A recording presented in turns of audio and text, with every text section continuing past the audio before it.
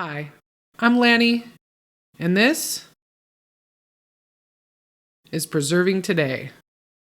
Okay, today I want to talk about how I make pesto with whatever's around me. But first, I'm going to get chased to the garden by these chickens. Now I'm going to see what we have available. In the garden, not much is growing except grass and dandelions, so I find these beautiful patch of chives, and I know I want to use these. Not only are there chives right now, but there are wild stinging nettles in our woods, and you've seen a few videos that I've made so far about how I use my stinging nettles, so check back if you haven't seen those yet. I'll put links to those in the video description. Back in the house, all I'm going to do is wash these nettles, because they were quite dirty, and then I'm going to dry them really well in my salad spinner.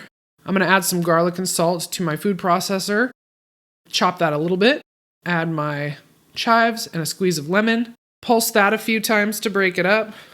I'm going to add a bunch of my stinging nettles, and I'm not measuring anything, I'm just using big handfuls of things. Add a little bit of olive oil just to get things started. Most of the olive oil I'm going to be adding by drizzling it in slowly as the food processor is running. I happen to have this chive blossom vinegar that my cousin made me last year. Such a beautiful color, and I thought this would be a good addition. I'm also adding some really good Pecorino Romano cheese, sprinkling that in as I go. Now as the food processor is running, I'm streaming this oil in through the little tiny hole in the top of the food processor and stopping occasionally to scrape down the sides. I just keep repeating that process. Not only is scraping down the sides going to help get any chunks that are being missed by the blades, but it's also going to let me kind of view the texture of this and see when I should stop adding oil. This is a really great way to preserve chives and preserve stinging nettles. If you want to preserve the fresh greens from around your garden, using oil is an excellent way to do it, and making a pesto is a fabulous way because then they're ready to go just by scooping them out of a jar and adding them to something whenever you want them, all summer or even into the fall. And what I'm looking for in the texture is it's starting to thin out and look a little bit oily, but not too much. Here, this looks good to me, so I'll take it off.